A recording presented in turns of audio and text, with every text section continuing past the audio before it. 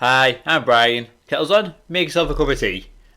Now today I want to talk about the announcement that The Joker 2 has officially been confirmed.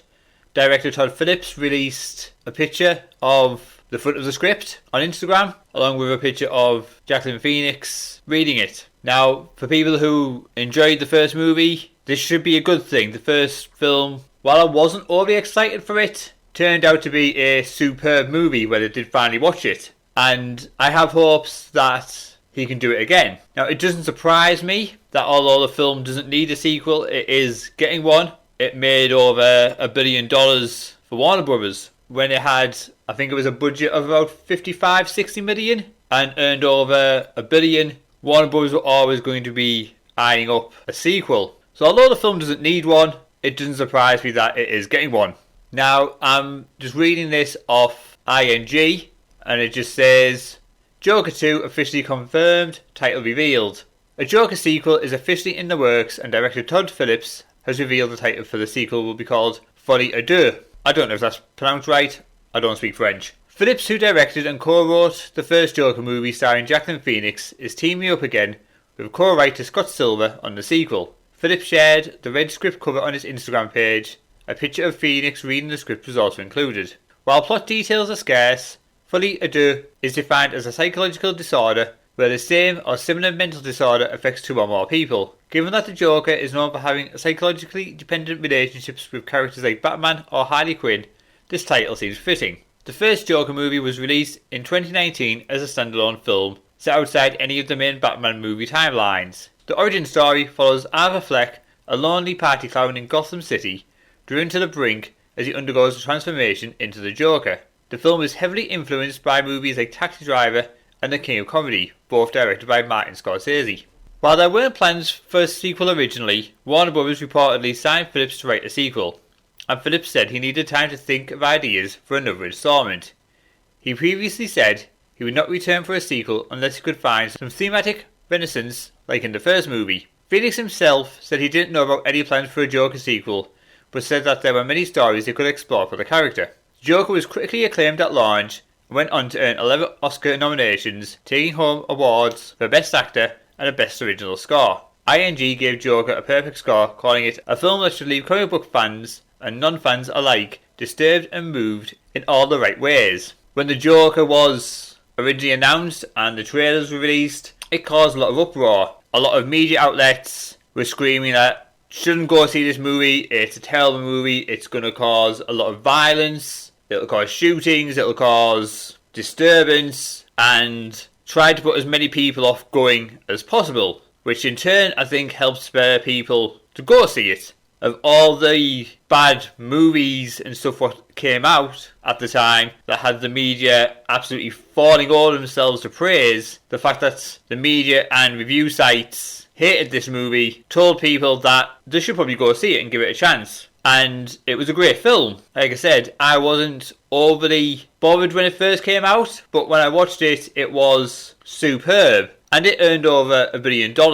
So I can understand why Warner Brothers wanted a sequel. Whether the sequel will be as good as the first one will remain to be seen. And while this has just been announced, media outlets once again are starting to hate on it. They don't like that the film is getting a sequel. I've got two examples here, but I'm sure we will see more as time passes. The first one is from AV Club. Bad news for everyone living in society. Joker 2 has a script and a working title.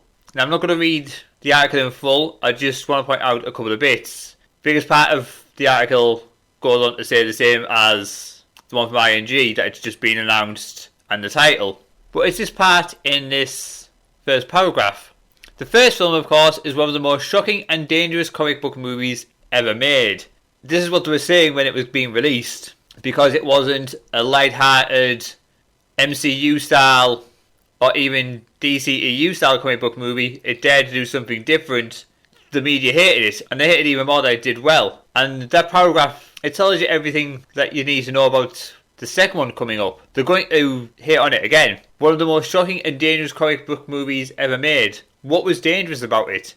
It was an entertaining film that people liked. People liked it enough to go see it. It made over $1 billion, and now it's getting a sequel. hopefully the sequel will do just as well, even if it is just to annoy sites like this. And then there's this one from Yahoo. Now, what is interesting about this article is it's not in news or entertainment. It's hidden away in Yahoo Sport. I don't know why it's hidden away in Yahoo Sport. Is it because it's just an opinion piece and Yahoo has hidden it in a place where people won't really be looking for entertainment news? But here we go. I can't believe they announced Joker 2 during Pride. As if you're not allowed to announce movies during Pride Month. The leader of incels, Monsieur Todd Phillips himself, has crashed Pride Month this year. What a shame. Can't we celebrate in peace? Is nothing sacred?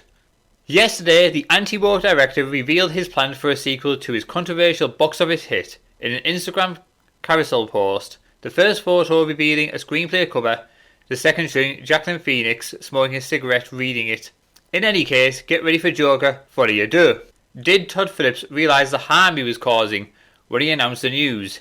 Did he even pause to think about how for the next few years we're just going to sit, waiting, worrying, dreading the next release of Joker 2 news?